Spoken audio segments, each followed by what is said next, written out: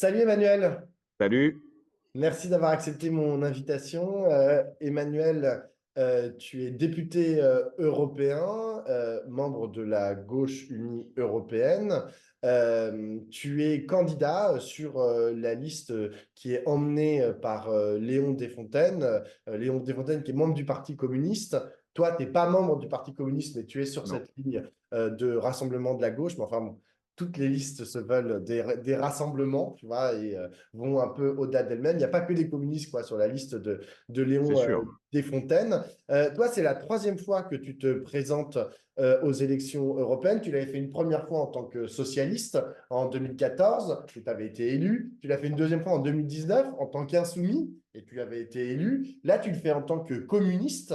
Je ne sais pas si tu seras élu. Pour l'instant, la liste de Léon est créditée de moins de 5% dans les sondages. Euh, quelle évolution tu notes entre les trois campagnes que tu as faites? Qu'est-ce qui a changé dans la façon dont les Français et les Françaises, parce que c'est principalement eux que tu rencontres dans ta campagne, est-ce que leur regard a changé voilà, au fur et à mesure de ces trois élections? Non, je dirais pas ça. Il y a toujours une défiance par rapport à l'Union européenne qui est palpable, notamment dans les classes populaires, ça c'est incontestable. Il y a toujours une forme de circonspection par rapport au fonctionnement de l'Europe, qui est perçue comme compliquée, opaque, avec parfois des doutes. Ce qui est étonnant, c'est que 20 ans après 2005, je sens toujours une sorte de blessure, même chez des gens qui ont voté oui, hein, qui comprennent pas pourquoi, alors même qu'on leur avait demandé leur avis sur l'Europe en 2005, il n'a pas été pris en compte. Et ça, cette forfaiture démocratique qu'on peut tous regretter, je trouve que ça reste une plaie à vif. Après, quand on regarde les rapports de force, évidemment, ce qui est le plus inquiétant, ce qui surprend le plus, c'est une sorte de montée quasi irrépressible des extrêmes droites, parce que moi, je suis souvent en contact avec les collègues d'autres pays, hein. La France n'est pas isolée, même si l'on en croit les sondages, la crainte, c'est quand même un raz-de-marée d'extrême droite, hein, qui est aujourd'hui crédité de près de 40% si on additionne les deux listes. C'est un peu partout pareil, et donc je pense que il y a évidemment pour la gauche une obligation de se poser la question à la fois de comment on fait pour infléchir le cours de la construction européenne, parce que moi je suis persuadé qu'une des raisons de la montée de l'extrême droite, c'est évidemment les politiques libérales qui défigurent les pays, quoi, hein. Mais aussi comment on fait pour lutter efficacement face à l'extrême droite. Et pour l'instant, force est de constater que on n'a pas la solution magique. Alors après, il y a, moi j'aime beaucoup ce que fait Léon, notamment sur les plateaux télé, qui essaye de démasquer l'extrême droite en montrant que même s'ils se prétendent des défenseurs de la classe ouvrière, ils votent systématiquement contre les intérêts des travailleurs. Et ça c'est vrai, on le vérifie à l'Assemblée comme au Parlement européen. Au Parlement européen, ils votent systématiquement, par exemple, contre tous les textes sur l'égalité salariale, femmes-hommes, hein. Ça c'est un sujet concret. À l'Assemblée, ils refusent d'indexer les salaires sur l'inflation, ils votent contre les prix planchers pour les agriculteurs.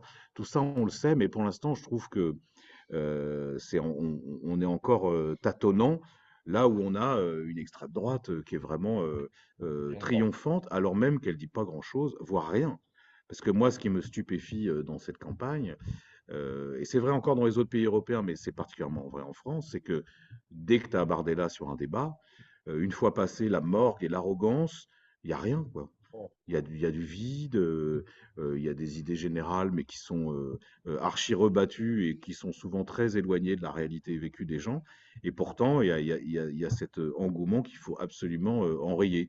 C'est tout l'enjeu de cette campagne, hein. Je pense que, donc en fait, pour résumer, moi ce que je sens, c'est qu'il y a à la fois une fuite en avant de certains partisans de l'Union européenne qui n'ont pas tiré les leçons de 2005 et qui nous expliquent que l'élargissement, c'est bon, c'est acté, le saut fédéral, c'est bon, c'est acté. Enfin, le dernier discours de von der Leyen devant nous, c'était stupéfiant de ce point de vue-là, comme si on n'allait pas demander leur avis au peuple. Et puis de l'autre, il y a cette progression de l'extrême droite qui est terrifiante et qu'il nous faut absolument prendre au sérieux. Voilà. Donc, finalement, c'était déjà en germe en 2014, hein, puisque je ne sais pas si tu te souviens, mais il y avait eu un score significatif, hein, Oui, ça va. des fachos, mais les choses n'ont pas été résolues, en grande partie aussi parce que l'Union européenne ne répond pas aux problèmes des gens. Ouais. On a eu un petit espoir, hein, au moment du Covid, je ne sais pas si tu te souviens, On plan de nous a dit relance. l'avenir sera écologiste, sera de gauche, etc. Parce que là, c'est bon, c'est reparti, tu vas. Il disait pas de gauche, mais disons qu'il y avait une prise de conscience que les politiques d'austérité budgétaire, ça marchait pas. Il y avait une prise de conscience qu'il fallait relocaliser une partie des activités parce qu'on était dans un continent qui était même plus capable de fabriquer du Doliprane. Ça a duré un an ou deux, et puis là, c'est vraiment business as usual. Moi, ce que j'ai senti, mais quasi physiquement au Parlement européen en 2020, fin 2022, début 2023, c'était qu'on retournait aux affaires comme d'habitude, avec en plus cette espèce d'alliance entre la droite, les libéraux et une grosse partie des sociaux-démocrates qui faisait comme si rien ne s'était passé. Et je pense que ça joue aussi. Il y a une sorte d'effet déceptif pour les gens qui ont envie de croire à l'Europe, parce que je pense qu'ils croient à la solidarité, ils croient à la coopération entre les peuples d'Europe, mais évidemment qu'ils supportent plus la concurrence, la compétition et les conséquences que ça a concrètement. Alors, c'est intéressant parce que quand je t'ai demandé ce qui avait changé, tu m'as dit oh, bah, pour les Français, pas grand-chose, que toi, en gros, depuis 2005, tu notes une constance en fait Hmm. dans les déceptions et les attentes des Français et des Françaises. En revanche, toi, tu as changé. Tu as changé de crèmerie, quoi. À gauche, Ah, mais socialiste. j'ai pas changé les lignes. T'as pas changé de ligne, mais C'est ça justement, qui compte. non, mais c'est ça que j'ai envie que tu m'expliques, c'est qu'est-ce qui fait que bah, t'es passé du Parti socialiste à la France insoumise au Parti communiste français. Enfin, t'es pas au Parti communiste français, mais Non, d'ailleurs, tu n'étais pas non plus vraiment à la France insoumise. Mais enfin, non. tu te mets dans leur, voilà, dans leur trajectoire, dans leur sillon. Est-ce que c'est parce que tu considères qu'aujourd'hui, Léon Desfontaines et le Parti communiste français sont les plus susceptibles de développer les meilleurs outils pour lutter contre l'extrême droite, comme tu le disais tout à l'heure. En tout cas, il y a une intuition, alors qui n'est pas spécifique que à Fabien Roussel et à Léon Desfontaines. On peut le retrouver chez d'autres leaders de gauche, un petit peu au PS, un peu Ruffin, qui considèrent que la gauche peut pas se satisfaire de faire 30% tout compris, et qu'il y a une obsession qui est celle de rattraper les classes populaires qui ont fui la gauche. Et après, cette intuition, elle se double de propositions qui est il faut tout faire pour remettre les questions économiques et sociales au cœur du débat. Voilà. Moi, en fait, ça a toujours été ma ligne parce qu'en effet, comme tu dis, je me suis pas allié toujours avec les mêmes. Moi, j'ai été longtemps militant du Parti socialiste, hein, plus de 20 ans. Puis alors, le quinquennat Hollande m'a achevé, mais comme beaucoup d'électeurs, hein. Mais moi, voilà, c'est une gauche qui se veut républicaine, sociale, laïque, très attachée à notre mission historique qui est la redistribution des richesses. Bon, on a fait un pas de deux avec les Insoumis, mais il y a eu de la déception, il y a eu des désaccords. Et puis, il faut reconnaître que le Mélenchon de 2017, qui était un peu flamboyant, mais qui était aussi rassembleur, bah, c'est pas le même qu'aujourd'hui, quoi. Voilà, il y a eu de la déception, il y a eu des désaccords. Et moi, après, c'est simple, hein, je regarde qui est-ce qui est le plus proche de ma ligne politique. Bah, le plus proche de ma ligne politique aujourd'hui, c'est Roussel. Je dis pas que je suis d'accord sur tout, mais je dis que ses intuitions et les propositions, ça correspond à peu près à ce que je pense. Et voilà, donc ce qui est marrant, c'est que C'est-à-dire, généralement, les gens constatent que je n'ai pas changé d'avis depuis plus de 15 ans, et parfois ils me le reprochent, comme si c'était une preuve d'archaïsme, par exemple. Moi, j'ai quand même l'impression que la ligne à laquelle je suis attaché, qui a été incarnée un moment à gauche, et puis qu'il est un peu moins, c'est celle qui peut nous faire justement passer le cap entre les 30 et puis les 50%, parce que moi, je désespère pas de gouverner. Pour moi, si on milite, c'est aussi un moment pour exercer le pouvoir. Et j'ai le sentiment que parfois, c'est pas on va dire, c'est pas la principale préoccupation de certains camarades.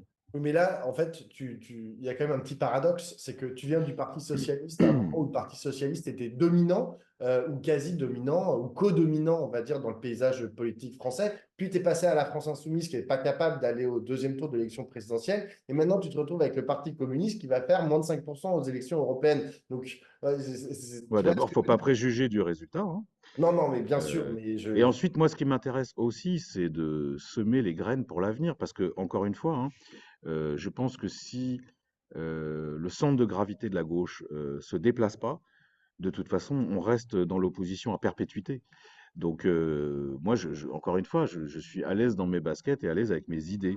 Mm. Et cette obsession d'aller arracher les classes populaires à l'extrême droite est la mienne depuis plus de 10 ans. Je défendais déjà cette ligne au Parti socialiste, hein. Mm. Et bon, mais alors c'était le moment où les sociaux-démocrates ou sociaux-libéraux avaient mis quand même la main à la fois sur le parti et puis surtout sur le gouvernement.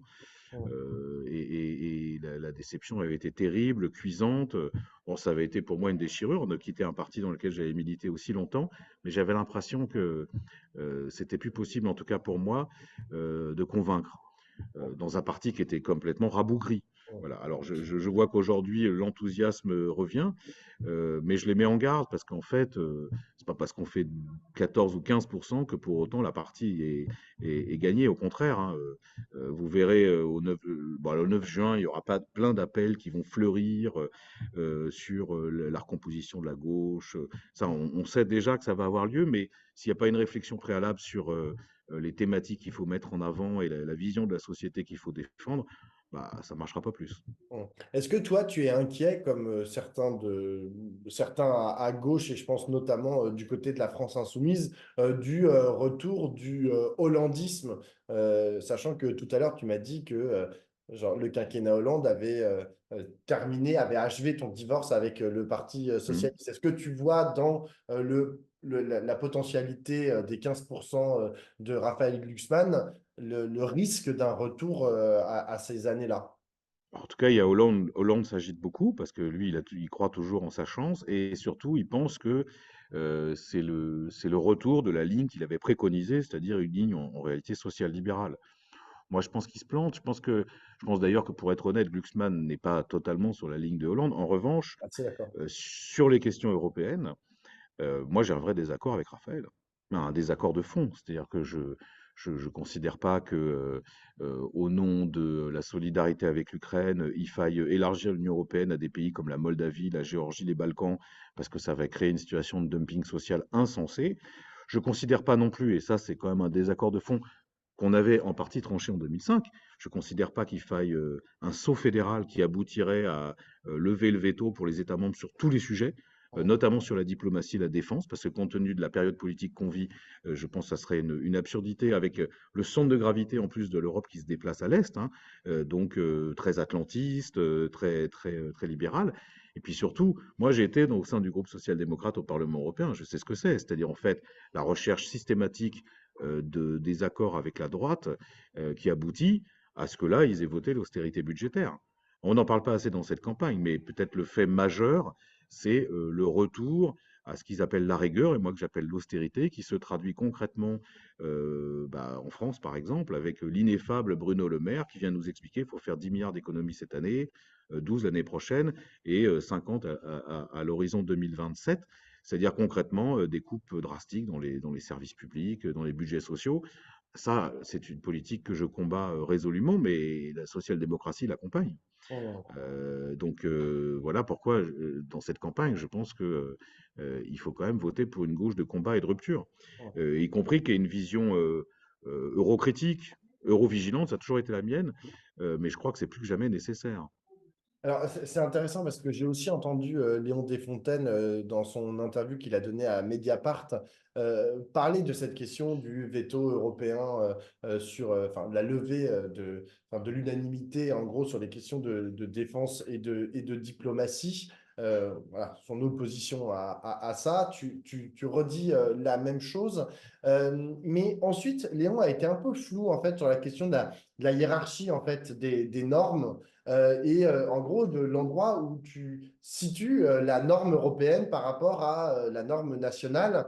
Et en gros, Léon semblait sous-entendre que bah, parfois il faudrait faire primer en fait cette norme nationale, que c'était plus important, alors que enfin, je veux dire, il y a une querelle, il y a un conflit entre ces hiérarchies. Toi, est-ce que tu penses que le dernier mot doit revenir au législateur national ou que le Parlement ou enfin l'Union européenne, on va dire Parlement compris, hein, puisque c'est que une des institutions de l'Union européenne, hein, le Parlement européen, doit avoir le dernier mot et est finalement un producteur de normes suprêmes.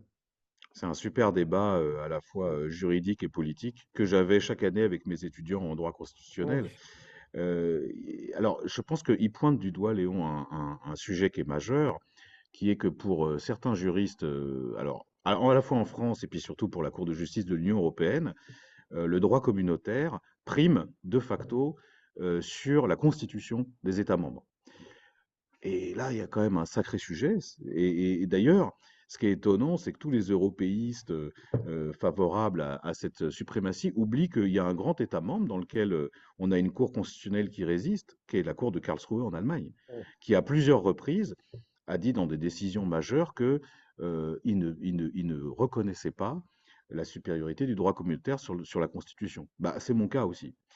Après, pour le reste, si on rentre un peu plus bas dans la hiérarchie des normes, moi, ce qui m'embête, si tu veux, c'est que euh, tant qu'il y a des directives, les directives, c'est donc un texte européen qui va avoir une validation d'un Parlement d'un État membre. Ça, moi, je suis d'accord. Pourquoi? Parce que c'est les assemblées nationales qui transposent le texte européen en tenant compte de la situation de l'État membre. Et donc, il y a un filtre, on va dire, parlementaire. Là où c'est plus gênant, c'est qu'au Parlement européen, depuis, on va dire, une quinzaine d'années, le nombre de directives baisse et augmente le nombre de règlements. Or, c'est quoi les règlements? Ce sont des textes décidés au niveau européen qui s'appliquent Directement. immédiatement et de façon uniforme dans tous les États de l'Union. Là, il y a aussi un vrai souci démocratique. Mm. Donc, en fait, c'est ces deux choses, je pense, que Desfontaines met en avant. C'est à la fois la problématique de textes européens qui seraient supérieurs, y compris aux textes constitutionnels, et puis l'inflation des règlements au détriment des directives, c'est-à-dire le fait de contourner les assemblées des États membres. Bah, ça, c'est un vrai débat, hein, que les fédéralistes, évidemment, bah, j'entendais ailleurs, mais c'est vrai pour Glucksmann, eux, ils assument. Mm. Ils assument que dans tous les cas, le droit communautaire doit primer sur le droit national. Bah, moi, je suis pas d'accord. Mais en fait, on Euh, peut imaginer aussi, parce que c'est aussi, enfin, c'est aussi la proposition de Léon, hein, si j'ai bien compris, c'est de baisser le pouvoir de la Commission européenne et de donner vraiment le pouvoir au Conseil et au Parlement européen. ah bah, ça, bon, ça c'est un autre problème qui est peut-être le Non, plus parce que ça pourrait important. résoudre, en fait, ça résout partiellement la question de la souveraineté populaire, tu vois. Et alors en C'est-à-dire fait, que il y a deux la choses à mon Commission, c'est avis. un Il y a, outil. il y a deux choses, il y a deux choses qui règlent le problème. D'abord, aujourd'hui, au moment où on se parle, le Parlement européen n'a pas l'initiative des lois. Voilà. C'est quand même bizarre pour une assemblée, avec des représentants du peuple, parce que qu'on le veuille ou non, c'est la seule assemblée vraiment démocratique puisqu'élue par le peuple. Donc ça, c'est une revendication majeure. Il faut que le Parlement européen ait l'initiative des lois. Le deuxième problème, qui est plus un problème français, qui est lié aux institutions de la Ve République, et moi qui m'a toujours frappé dans les négociations à Bruxelles, c'est que quand le chancelier allemand il vient négocier à Bruxelles, on ne le sait pas, mais il a un mandat du Bundestag. C'est-à-dire Mm. qu'en fait, Madame Merkel, je me souviens, à plusieurs reprises, arrive en disant, bah voilà, l'état de la négociation, moi je ne peux pas aller plus loin parce que le Bundestag m'a donné son mandat et que quand je reviens en Allemagne, à Berlin, il va en plus me donner son aval. Le président de la République française, sous la Ve République, il se moque totalement de la vie de l'Assemblée nationale et du Sénat. Et donc il arrive en disant, bah de toute façon, c'est moi le meilleur, je négocie. Et qu'est-ce qui arrive? C'est vrai depuis Sarkozy, en fait, même avant, hein, bah, à chaque fois on capitule.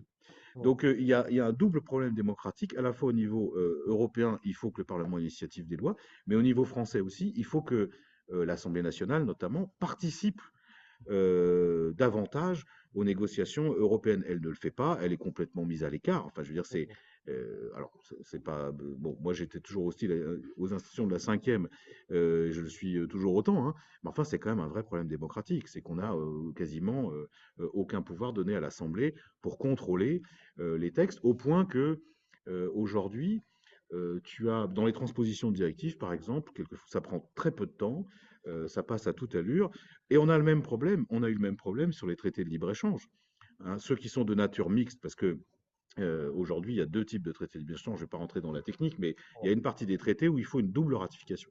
Ratification au Parlement européen, ratification dans les assemblées. Et tu as des situations ubuesques, comme par exemple le CETA, traité de libre-échange avec le Canada, qui a été voté au Parlement il y a 7 ans, et où les pouvoirs publics ne le soumettaient toujours pas à l'Assemblée et au Sénat. Il a fallu d'ailleurs que le groupe communiste, il y a quelques semaines, fasse voter une résolution au Sénat pour demander à ce que le CETA ne s'applique plus, pour que le sujet revienne Enfin, dans le débat public. il y avait Malte qui l'avait rejeté, mais ils avaient dit, oh, Malte, c'est pas très grave, on s'en Non, fout. c'est Chypre. C'est Non, c'est Chypre, Chypre. pardon. Une autre Et île. c'est Chypre pour une histoire de Voilà. fromage, parce qu'il y a le fromage national chypriote qui n'était pas considéré comme une AOP dans le cadre du CETA, Non, et mais donc ils voilà. avaient voté contre. Et Mais ce comme que je c'est trouve Chypre, ils s'en génial, c'est que foutaient, genre quoi. la commission a fait, oh bon, on s'en fout, on l'applique quand même. Oui, bien sûr. Chypre, c'est sur le côté. Ah non, mais le problème, de toute façon, c'est évidemment la commission a un pouvoir totalement exorbitant aujourd'hui, alors même que c'est pas une institution démocratique, puisque là, pour le coup, ce sont des gens qui sont nommés et qui ont toujours un peu le même profil idéologique. Parce que bon, moi, je veux bien croire que les commissaires sociaux-démocrates soient profondément plus progressistes que les commissaires du PPE. Bon, la vérité et l'expérience prouvent le contraire. Tu Euh, vois, quand les socialistes disent, avec notre Spitzenkandidat Nicolas Schmitt, on va tout changer, le gars, il a été ministre au Luxembourg pendant des années, je suis pas sûr que c'est lui qui va faire exploser le secret fiscal au Luxembourg, hein. ouais. J'ai une autre question, enfin, une dernière série de questions. Euh, Toi, tout à l'heure, tu l'as dit, ton identité politique, tu vois, elle t'est propre. D'ailleurs, quand je suis allé lire des articles sur toi tout à l'heure pour préparer l'interview, tu vois, il y en a qui disent, ouais, ouais, il n'est pas vraiment socialiste, pas vraiment machin, il est genre morélien ou je sais pas quoi. Enfin, tu vois, il y a des journalistes qui ont créé un substantif juste pour définir ton identité politique. Euh, Ma question, c'est est-ce que aujourd'hui, sur cette liste de Léon Desfontaines, est-ce que tu te sens bien dans ta singularité? Je te dis ça parce que c'est un enjeu qui est particulièrement important en ce moment à gauche, où on voit que les différentes sensibilités de la gauche, qu'elles soient socialistes, écologistes, communistes ou insoumises, n'arrivent pas à s'entendre. C'est-à-dire que tout le monde dit, moi j'ai raison, toi t'as tort. Genre, range-toi derrière moi, genre, etc. Enfin, et globalement, on est plutôt avec une gauche avec différentes forces qui sont centripète que centrifuge. Toi, est-ce que tu considères que là, sur ta liste, il y a la possibilité d'exprimer ta sensibilité particulière par rapport à le sillon communiste qui est quand même majoritaire sur ta liste, parce que d'abord emmené par Léon Desfontaines. Oui, alors bon, déjà, moi j'ai toujours été un homme qui doute et un homme qui aime la nuance. Donc, et c'est ça ma singularité, et la seule. Après, euh, on va dire la tradition historique dont je me revendique, elle n'est pas très originale. C'est Jaurès, c'est la République sociale et laïque, et je pense qu'on est nombreux dans ce cas-là à gauche. Je me sens très très bien sur cette liste. D'abord parce que Roussel, il m'a pris comme j'étais, hein. Il n'essaye pas de me faire devenir communiste, il y a peu de chance. Il sait que j'ai toujours été un militant socialiste, attaché justement à la tradition du socialisme démocratique français. Mais ma principale fierté sur cette liste, outre le fait que je suis respecté et écouté, bon, ça fait du bien, hein, c'est aussi l'ancrage dans le monde du travail, parce que on a quand même sur la liste, le tiers de la liste, c'est des militants syndicaux. Dans tous les secteurs professionnels, ça va des métallos à l'automobile, en passant par la santé, l'éduc, la fonction publique. Et tu vois, moi, je trouve que c'est particulièrement gratifiant pour moi de me retrouver sur une estrade avec, par exemple, Manon Ovion, qui était la leader des Verts Baudets, qui a mené un combat de 84 jours pour obtenir une augmentation de 100 euros de salaire parce que c'était essentiellement des femmes de Verbaudet qui gagnaient 1300 balles par mois. Ça, j'avoue que pour moi, à chaque fois, c'est une grande fierté. Et d'ailleurs, à Marseille, on a eu un meeting qui était vraiment bon, un meeting plein de ferveur, hein, comme souvent à Marseille. Et j'étais très ému de voir tous ces militants syndicaux qui tous étaient porteurs d'un combat, de lutte, qui étaient là avec nous pour essayer de faire triompher nos idées. Donc non seulement je me sens bien, mais en plus, alors je pense que tous les candidats disent la même chose, hein, la campagne, elle se passe plutôt bien. Les meetings sont pleins, dans les porte-à-porte. Alors bon, il y a beaucoup de gens qui me disent, mais on viendra voter au deuxième tour, ça c'est quand même un peu le problème. Mais pour autant, il y a quand même une réception qui est correcte, surtout quand on parle des sujets concrets, facture d'électricité, pension, retraite.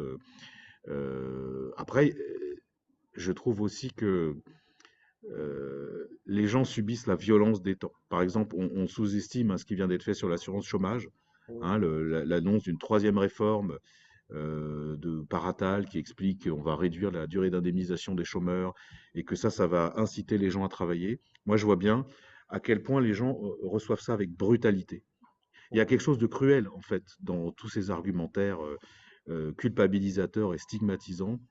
Et de toute façon, une campagne, ça a aussi cet avantage-là, c'est sentir l'état de la société.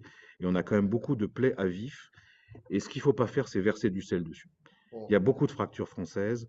Et je sens quand même, et c'est peut-être quelque chose que la gauche doit prendre en compte, hein, un besoin de concorde, un besoin de se relaxer par rapport à la dureté des temps, la violence, l'outrance.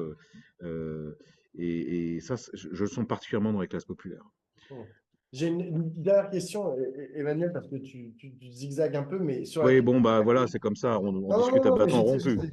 J'essaie de Non, répondre aux mais questions quand même. je te pose donc ma dernière question, c'est sur cette gauche qui, aujourd'hui, à la veille des élections européennes, paraît tellement fragmentée, paraît tellement pleine d'animosité, les sensibilités à l'égard des autres sensibilités, où ils passent leur temps en fait à s'envoyer des noms d'oiseaux. Est-ce que tu arrives à envisager pour l'après 9 juin la possibilité d'une réconciliation, d'un destin commun, d'une dynamique ensemble? Ah bah oui, sans problème. Enfin, de toute façon, bon, il y a quand même des listes qui sont plus spécialistes de l'anathème que d'autres, hein. Et Mhm. heureusement, moi, je trouve quand même que majoritairement, on a des dirigeants de gauche qui sont à peu près responsables. Je dis majoritairement, hein. Bien sûr que, de toute façon, le destin commun, il est là.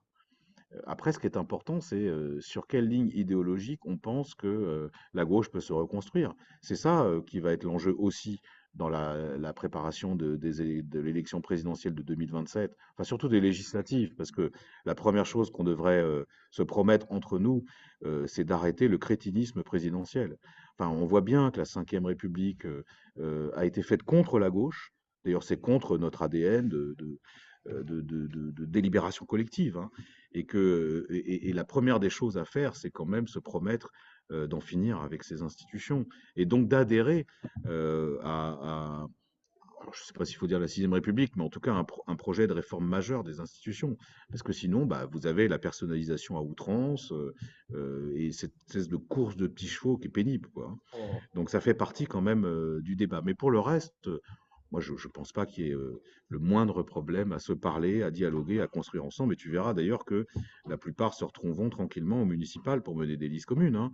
Mais là, le Donc problème, en voilà. fait, c'est quand tu dis ça, c'est quand tu dis certains, mais pas tous, la plupart, tu vois, enfin, la question, en fait, qui est sur toutes les lèvres, c'est est-ce que, genre, dans le périmètre de ce rassemblement, on doit en exclure certains socialistes, Carole Delga, etc., veulent réunir en excluant la France insoumise, la direction de la France insoumise autour de Jean-Luc Mélenchon. La direction de la France insoumise, Jean-Luc Mélenchon et compagnie, ils veulent rassembler en excluant les socialistes, version Carole Delga, etc. Donc, est-ce que, au bout d'un moment, est-ce que tu crois qu'on va pouvoir, au bout d'un moment, rassembler tout le monde? Est-ce que c'est un objectif? Ou est-ce qu'il faut s'en foutre complètement et imaginer qu'il va y avoir des dynamiques qui vont, genre, pouvoir repartir nonobstant en fait ces inimitiés, qui sont pas que des inimitiés, hein, il y a aussi des sujets de fond hein, derrière ces oppositions. Mais j'avoue qu'aujourd'hui, je sais pas en fait sur quelle base, tu vois, on peut repartir, mais Mais par définition, un objectif de rassemblement, on le fait sans exclusive,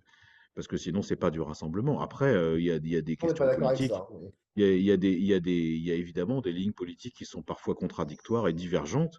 Bah, soit on essaye de mettre en avant ce qui converge, soit on fait chacun bande à part. Mais enfin, dans l'histoire de la gauche, tu veux, des rassemblements entre des gens qui pensaient pas la même chose, voire qui étaient violemment opposés sur certains sujets, on connaît, hein. Ouais. Le Front populaire entre un radical de gauche de 1936 et un communiste, bon, il y avait quand même beaucoup de différences. Donc, de toute façon, le rassemblement de la gauche, ça doit rester un objectif permanent.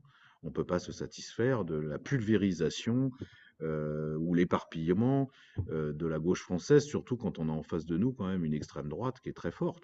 Bon, voilà. Après ce qui est évident, c'est se poser la question sur la bonne ligne et les bonnes propositions qui vont nous permettre de rassembler pas seulement les gens de gauche, mais la majorité des Français. C'est pour ça que je dis, moi, il faut en revenir à chaque fois aux fondamentaux. Et les fondamentaux, c'est une gauche qui est populaire, sociale, écolo, féministe, républicaine, laïque, pour moi, ça fait partie des choses qui permettent de gagner. Mais évidemment, le chemin est long, hein. Et la pente est raide, comme dirait l'autre. Eh ben, on suivra ça avec attention. Merci beaucoup, Emmanuel, et Merci à bonnes toi. élections le 9 juin prochain. Merci.